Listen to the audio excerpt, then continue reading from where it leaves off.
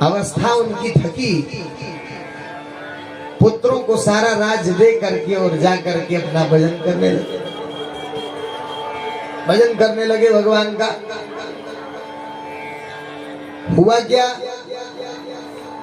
एक नीचे जहां उन्होंने कुटिया अपनी बनाई भगवत भजन के लिए, उसके लिए एक छोटी सी नदी बहती थी। अक्सर जंगल के जीव जंतु उसमें पानी पीने आते थे। एक दिन अपने भजन साधना में संलग्न रहते थे भरत जी। एक दिन ऐसी घटना घटी, एक गर्भिणी हिरण उस जल को पीने के लिए आई। गर्भ था हिरण के, हिरनी थी। तो गर्भिणी हिरण जब जल पी रही थी, उसी समय सिंह की बिजोड़ दहाड़ हुई पीछे से।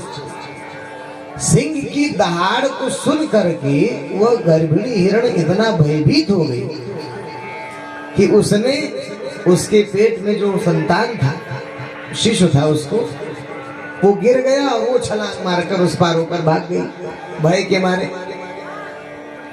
भरत जी ने देखा कि यह तो छोटा शिशु है, छोटा बच्चा सबका प्यारा लगता है। सुअर का भी छोटा सा बच्चा देखने में बड़ा अच्छा लगता है। तो भरत जी यद्यपि विरक्त थे, लेकिन सोचे कोई बात नहीं, बेचारे इसको खा जाएंगे जंगली जानवर। तो उठा करके अपनी कुटिया में ले आए, साफ सूफ करके उसको, अब धीरे धीरे उसको लाए। तो स्वाभाविक है, कोई भी चीज आप लाएंगे तो धीरे धीरे उसके प्रति आपका लगाव होता जाएगा, लगाव होता जाएगा। अब वो बच्चा धीरे धीरे धीरे बड़ा होने लगा, दूध लाए उसको पिलाएं, और बड़ा हो गया तो उसको चारा खिलाएं, हरी हरी दूब घास काट के लाएं। देखिए यही होता है, जो वास्तव में वैराग्यवान पुरुष होते हैं वो इसीलिए संसार में कोई भी चीज पालते नहीं है। क्यों? क्योंकि एक से दूसरा, दूसरे से तीसरा, तीसरे से चौथा, चौथे से पांचवा, ये क्रम हो जाएगा और धीरे धीरे आदमी फंस जाएगा। समझ रहे? एक कोई कहानी आती है कि जो है, एक बार एक गुरुजी थे और एक शिष्य थे। तो गुरुजी ने शिष्य को उपदेश किया कि देखो, इस संसार में तुम्हें वैराग्यवान जीवन जीना है, गृहस्थ मत बनना, सांसारिक मत बनना। और सांसारिक गृहस्थी की शुरुआत वस्तु से होती है। तो वस्तु अगर रहेगा तुम्हारे पास तो तुम फंस जाओगे। तो एक लंगोटी थी बेचारे के पास। अब वो लंगोटी टांग दिया, चूहा आया लंगोटी काट दिया। तो चूहा लंगोटी काट दिया, तो लंगोटी छोड़ देना चाहिए था उनको। अब वो गुरु जी की बातों पर ध्यान नहीं दी, गुरु जी तो चले गए। अब उस लंगोटी के लिए सोचे कि इसको चूहा काट रहा है, किसी से कहे भैया चूहा बहुत परेशान है। तो कहे महाराज, तो चूहे के लिए आप एक बिल्ली पाल लो। बिल्ली जब आ जाएगी तो चूहा आएगा नहीं। अब वो एक बिल्ली ले आएगा। 3 हो गए, लंगोटी, चूहा, बिल्ली। अब बिल्ली आए तो बिल्ली को दूध की व्यवस्था चाहिए। तो रोज जाए गांव में, भैया दूध दे दो, बिल्लिया को थोड़ा चाहिए। अब वो दूध रोज मांगने जाए तो किसी ने कहा महाराज ऐसा है, हमारी गाय ले जाओ आप। एक गाय रहेगी तो आपको बार बार मांगना नहीं पड़ेगा। और ये गाय ले जाओ, गाय बांध लो, और इसी से जो है बिल्ली का काम चलेगा, आपका भी काम चलेगा। बात जच गई, हाँ सही बात है। होते करते गाय भी ले आए। अब गाय ले आए तो अब चारा की जरूरत पड़ी। तो चारा दूसरे खेत में काटने जाए। तो काटने जाए तो किसी ने कहा महाराज क्या रोज रोज चारा काट रहे हैं, हम आपको अपनी जमीन दे देते। अब देखिए इसे करते करते करते करते चेला राम पूरा साम्राज्य बसा लिया। गुरु जी आए, देखे, कही क्या हम तो वैराग्य का पाठ पढ़ा के गए थे, तुम तो पूरा गृहस्थी बसा लिया। कि क्या करे गुरुजी, बस वही एक से शुरुआत हुआ था और एक से शुरुआत होते होते होते होते इतना समस्या हो गया कि छोड़ो चलो, और छोड़कर लेकर के चल दिए। तो भरत जी एकदम विरक्त, घर छोड़ दिए, इतना साम्राज्य भोग छोड़ दिए, सब कुछ छोड़ दिए, लेकिन बेचारे एक मृग में फंस गए, मृग में आसक्ति हो गए। अब वो जब ध्यान साधना में बैठे, भगवान का स्मरण करने बैठे, वो कूद के बच्चा आ जाए, गोदी में बैठ जाए उनके, कभी उनका मुंह सूंघने लगे तो बच्चा पास में आ जाएगा तो स्वाभाविक स्नेह आपका उमड़ पड़ता है, और ध्यानवान छोड़ के उसको लेके गोदी में बैठा के सहलाने लगते। अब ये जो भाव प्रेम उनका है धीरे धीरे बढ़ने लगा, और ऐसा बढ़ा कि अब जब वो ध्यान करने बैठे तो उनके अंदर मृग का चिंतन चला कि वो कहाँ होगा, ऐसा न हो कोई बाघ खा जाए उसको, ऐसा न हो कोई क्षति पहुंचा दे उसको, अभी उसके लिए चारा भी लाना है, घास भी लाना है, वो खाया नहीं है सवेरे से। इस प्रकार का चिंतन आए थे हरिभजन को होटल लगे कपास, आए थे भगवत स्मरण के लिए, और पाल लिए उस मृग को, और मृग के कारण अब सारा चिंतन भाव व्यवहार उनका उसके प्रति हो गया। एक दिन, अब काल की गति तो काल की गति, वो तो रुकेगी नहीं। एक दिन उस सिंह को, उस मृग को एक सिंह उठा ले, अब उठा ले गया, जिससे इतना लगाव है, मोह है। अब उसके वियोग में भरत जी का वो हाल, ओहो मैं क्यों गया, मैंने उसको ध्यान क्यों नहीं दिया। इसी वियोग में बेचारे वो संलिप्त थे, और तब तक उनका भी काल आ गया। अब देखिए, वर्षों वर्षों की मेहनत, पूरे जीवन की मेहनत को अंत समय ने बिगाड़ दिया। जिस समय जड़ भरत को मृग का चिंतन हो रहा था, उसी समय काल आ गया उनका, और काल ने निकाल लिया जीवात्मा को देह से। सूत्र क्या कहता है, अंतकाले च मामेव स्मरन् मुक्तः कलेवर। अंतिम स्थिति जो थी, अंतिम स्थिति, अब अंतिम स्थिति क्या थी, मृग का चिंतन चल रहा, तो अगली योनि उनको मृग बनना पड़ा, कल्याण नहीं हो पाया। जरा सी चूक हो गई, घर परिवार तो छोड़े दिए थे बेचारे, बच्चों को छोड़ दिए, राज्य छोड़ दिए, अपना भोग सब छोड़ दिए, लेकिन इस आसक्ति के कारण दोबारा मृग योनि में जन्म लेना पड़ा। और जब मृग योनि में जन्म मिला, लेकिन भगवान की कृपा थी कि उनको वो स्मरण था। भरत जी ने सोचा एक छोटी सी गलती हो गई हमसे, बताओ ये मृग जन्म मिला,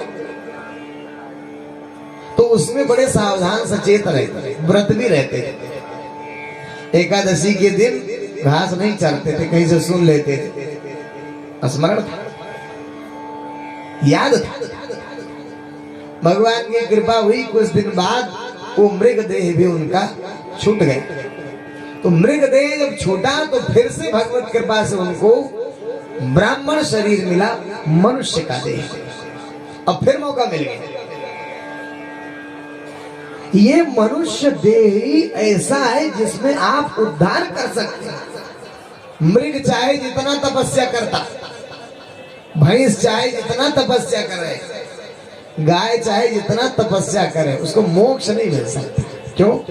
क्योंकि अन्य योनियों को मोक्ष का अधिकार नहीं, एकमात्र मनुष्य को अधिकार है मोक्ष। तो भरत जी यद्यपि मृग योनि में बड़ी सतर्कता उन्होंने बरता, फिर भी उसका कोई खास लाभ नहीं। अब मिला ब्राह्मण का शरीर, याद है उनको कि जरा सी चूक हमसे हो गई, जरा सी हमसे चूक हुई तो हमको कहाँ जाना पड़ा? मृग योनि में जाना पड़ा। अब मनुष्य जीवन मिला है, अब चूक नहीं करना है। तो उनके पिताजी ब्राह्मण थे, वेद पढ़ते थे, पढ़ाते थे। अब बचपने से भरत जी को वेद कंठस्थ कराने लगे। पहले गायत्री का उपदेश की, ओम देव मंत्र, ओम भूर्भुवः स्वः तत्सवितुर्वरेण्यं भर्गो देवस्य धीमहि धियो यो न प्रचोदयात्। कान में उनके दे दिए, याद करो उसको। तो जब 4 बार बोले पिताजी, अब वो चुप। 10 बार बोले पिताजी, वो चुप। बहुत डांटे फटकारे तो भूर भूर भूर भूर कह दे, बोलबे न कर। यद्यपि याद तो उनको सब था, जो पिछले जन्म का सब याद है, तो उनको कौन सी बड़ी बात है याद कर। लेकिन वो सुनाते नहीं थे। क्यों नहीं सुनाते थे? क्यों जानते थे अगर आज सुना दिए तो कल फिर नया देंगे, परसों फिर नया देंगे, अगले दिन फिर नया देंगे, और धीरे धीरे कहेंगे कि अब वेद पढ़ो, और फिर वेदांग पढ़ो, और वेद पढ़ने के बाद अब जाओ किसी के यहाँ पूजा करा लो, किसी के यहाँ कर्मकांड कराया हो। तो धीरे धीरे कर्म में हम प्रवृत्त हो जाएंगे, कर्म में हम फंस जाएंगे। और यदि हम कर्म में फंस गए तो इसी कर्म का फल बनेगा, और यदि फल बना तो उसी फल को हमें भोगना पड़ेगा। और भोगने के लिए जीव का आवागमन है, जन्म और मृत्यु का चक्कर। तो भरत जी बहुत सावधान, कुछ करते ही नहीं थे, खाली भगवत स्मरण करते। आंख मूंद बैठ जाए ना, प्रदर्शन भी नहीं करते थे कि मैं कर क्या रहा हूं। तो जब इतना पढ़ाए पिताजी, हारे वो पिता, पढ़ाए पढ़ा के हार गए, पढ़ नहीं पाए। याद तो सब था ही, लेकिन बोलबे न करे। अंत में वो कहीं तो जड़ हो गया है निहाई, इसलिए उनका नाम जड़ भरत। ये इसकी बुद्धि तो जड़वत है, एकदम कुछ नहीं आता है इसको, एकदम जड़ है। बहिष्कृत कर दिया, एक बेकार है, 2 कौड़ी का लड़का है, पता नहीं कहां धरती का बोझ आ गया ब्राह्मण योनि में। क्यों? क्योंकि उनके अनुरूप कार्य नहीं हुआ। तो ये जड़ है, इसलिए जड़ भरत नाम हो गया, जड़ भरत नाम। तो कुछ दिन बाद संयोग बस पिताजी की भी शरीर छूट गई। पिताजी की शरीर छूट गई। अब तो भरत जी एकांत बंधन से मुक्त हो गए। एक भाई था, भाई का विवाह हो गया था, यद्यपि भाई छोटा था।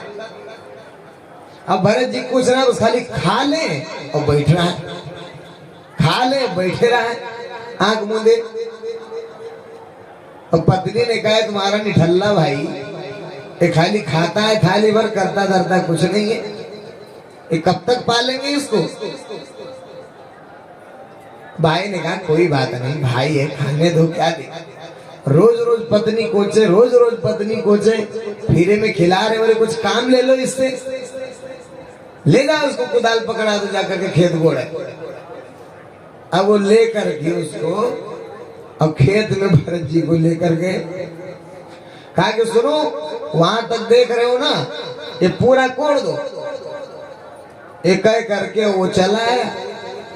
अब भरत जी लगे कोड़ने, इतना गोड़े, एक कई जगह गोड़ते गोड़ते ताल बना दिए, गड्ढा बना दिया, गड्ढा बना डाले। गड्ढा बना दे, वो लौट के आया, देखा कि खेत गोड़ा गया, तो देखे इतना बड़ा गड्ढा। कहीं तो महा मूर्ख है, तो इसे तो कुछ हो नहीं सकेगा, भगा दिए, घर से निकाल दिए। भरत जी और उन्मुक्त हो गए। क्या चाहिए था उनको? एक परिवार का जो बंधन था वो वही समाप्त हो गया। अब तो उन्मुक्त होकर के एकदम अवधूत वृत्ति में विचरण करने लगे, अवधूत वृत्ति में विचरण कर रहे हैं। कोई मतलब किसी से नहीं, भगवान से मतलब, संसार की किसी भी वस्तु, किसी से व्यक्ति, किसी भी स्थान से कोई मतलब। भूख लगे, जाए कहीं भोजन जहाँ चल रहा हो खा ले, बस। बाकी सतत भगवत चिंतन, सतत भगवत स्मरण, कोई किसी की कोई आवश्यकता। क्योंकि वो जानते थे कि मनुष्य जीवन का लक्ष्य मोक्ष, अमोक्ष मिलेगा भगवत स्मरण भगवत प्राप्ति। तो सिर्फ भगवत स्मरण ही करते थे और दूसरा कुछ नहीं करते। शरीर को आवश्यकता रहता था, कहीं भी मिलता था भोजन डाल लेते थे, अब भोजन डाल के फिर चल देते थे। समझ रहे हैं? आपने क्या किया है? उल्टा किया। आपने क्या किया? इस जीवन को आपने भोग को जुटाने में लगा दिया। जैसे गाड़ी है तो गाड़ी को डीजल पेट्रोल की जरूरत है, लेकिन मंजिल नहीं। तो ऐसे शरीर है, इसको आवश्यकता है डीजल पेट्रोल पानी इत्यादि की, लेकिन ये मंजिल नहीं है, मंजिल नहीं है। अब मान लीजिए आपको ड्राइवर गाड़ी, आपको कोई गाड़ी दे मालिक, मान लीजिए मारुति कंपनी ने आपको एक गाड़ी दिया और कहा कि इस गाड़ी को लेकर के तुम्हें प्रयागराज से दिल्ली जाना है। अब समझना, चार चीजें हो गई। एक मालिक जिसने दिया, एक आप जो ड्राइवर है, और एक गाड़ी जिस गाड़ी को दिया, और चौथा मंजिल जहां जाना है। चार चीजें हो गई ना। जिसने ड्राइवर ने गाड़ी, जिसने मालिक, जिसने गाड़ी दिया, ड्राइवर जिसको गाड़ी दिया, गाड़ी, और जहां जाना है वो मंजिल है। चार चीजें हो गई। तो अब जब ड्राइवर ने गाड़ी दे दिया, ड्राइवर मालिक ने ड्राइवर को गाड़ी दे दिया, और ड्राइवर जब गाड़ी में बैठा तो वो मंजिल भूल गया कि हमको दिल्ली जाना है। अब यही प्रयागराज की गलियों में सैर सपाटा करे, अब खूब नहला धुला के गाड़ी को चमका के रखे एकदम, और डीजल की टंकी फुल रखे, और यहीं आकर के संगम में खड़ा कर दे गाड़ी, तो मालिक क्या करेगा उसके साथ? क्या करेगा? दंड देगा कि नहीं? क्योंकि उसको इसलिए थोड़ी दिया था कि डीजल की टंकी भरे रहो, खूब साफ सुथरा रखो और यही रखो। उसको तो इसलिए दिया गया था कि भाई डीजल की जरूरत है, लेकिन डालकर फिर मंजिल की ओर बढ़ो। डीजल डाल करके फिर मंजिल है तुम्हारी आगे, वो क्या है? दिल्ली। तो दिल्ली की तरफ आपको जाना है, जहां खत्म हो गाड़ी डीजल डालो फिर आगे बढ़ो, फिर जहां खत्म हो फिर डीजल डालो फिर आगे बढ़ो, कूलेंट की जरूरत हो कूलेंट डालो आगे बढ़ो। आप क्या किए? उस परमात्मा ने, मालिक जो था, उसने गाड़ी दिया। ये शरीर क्या है? गाड़ी। और किसको दिया? हम जीव को दिया। इसका जो ड्राइवर है इस शरीर का, शरीर को कौन चला रहा है? जीवात्मा चला रहा है, जीव चला रहा है। और जीव क्या है? ड्राइवर है, और ये शरीर गाड़ी है, और मालिक ने दिया गाड़ी। अब मालिक ने गाड़ी दिया कि इस गाड़ी को लेकर के तुम्हें कहां जाना है? साधन धाम मोक्ष कर द्वारा। मोक्ष की प्राप्ति करना, इससे मोक्ष मंजिल है, मोक्ष लक्ष्य है हमारा। अब मोक्ष की प्राप्ति के लिए भगवान ने हमको दिया। अब ड्राइवर क्या कर रहा है? ड्राइवर ने इस गाड़ी में डलने वाली डीजल पेट्रोल की व्यवस्था में अपने जीवन को लगा दिया, मंजिल भूल गया। आप यही ना कर रहे हैं? सुबह से शाम तक आप क्या करते हैं?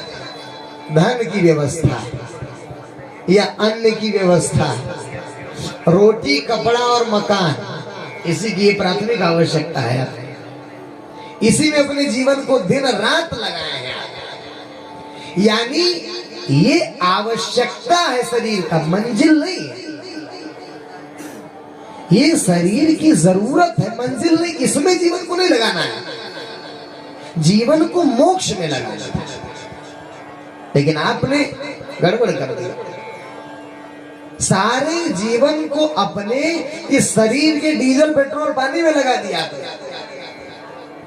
इसी को नहलाना, इसी को धुलाना, इसी में तेल साबुन लगाना, इसी को अच्छे अच्छे कपड़े पहनाना, इसी को भोजन कराना, यानी इस गाड़ी की मेंटेनेंस में आपने सारे जीवन को लगा दिया। अब बताइए, जिस मालिक ने इस गाड़ी को दिया है कि इसको मोक्ष तक पहुंचाना है, अब मोक्ष तक नहीं ले जाओगे तो क्या करेगा आपके साथ? वो दंड देगा। दंड देने के लिए यमराज बैठाया है उसको, दंड देने के लिए यमराज है। जब कूटेगा पीटेगा ले जाकर आपको तो कहेगा मनुष्य शरीर पा करके भोग व्यसन किया। भेद कुटाई भेद तुराई जब होगा आपका, वहां सारा भोग निकल जाएगा। भरत जी जानते थे इस बात को, भरत जी सावधान रहे, कुछ नहीं करते। गाड़ी में डीजल डाल ले, भगवत चिंतन भगवत चिंतन, भगवत मार्ग में आगे बढ़ते चले जाते। कहीं किसी से कोई आ सकता, भोजन की तो चिंता ही नहीं। आप लोगों को विश्वास नहीं रह गया परमात्मा पर। आपको लगता है अगर हम करेंगे नहीं तो खाएंगे क्या? चींटी को कभी नौकरी करते देखें? मिलता है उसको सब। अजगर करे न चाकरी, पंछी करे न काम, दास मलुका कहेंगे सबके दाता राम। चींटी को कण और हाथी को मन देता है, वो मिलेगा। आपको उसी में जीवन लगाने की आवश्यकता नहीं है, आपको मंजिल में लगाने की जरूरत है। मंजिल में अगर आप लगा देंगे ना तो ये सब आपके पीछे पीछे आएगा। निसंदेह प्रकृति परमेश्वर देगा आपका, लेकिन